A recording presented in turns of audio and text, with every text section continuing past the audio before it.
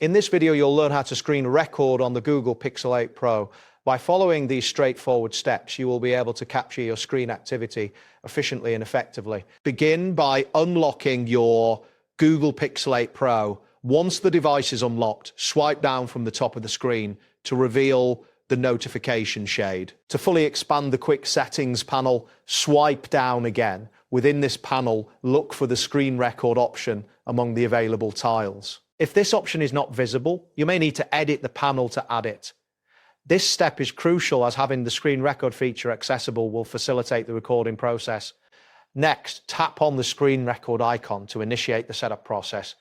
You'll be presented with options to configure your recording preferences. You can choose to record audio during the session or to display touches on the screen.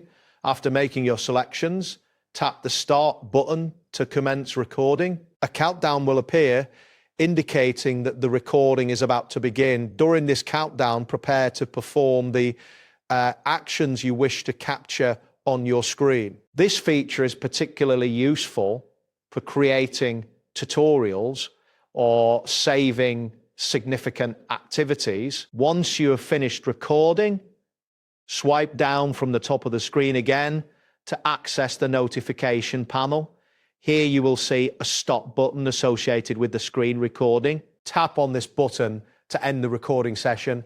The video will be saved automatically to your device's gallery, ensuring you do not lose your captured content. It is advisable to open the file immediately to review the recording and confirm that everything was captured as intended. If necessary, you can share or edit the video using your preferred applications.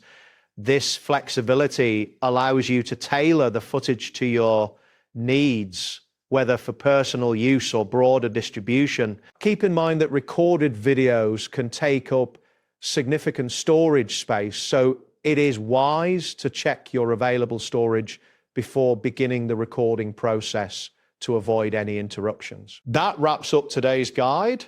Thanks for watching, and catch you in the next tutorial.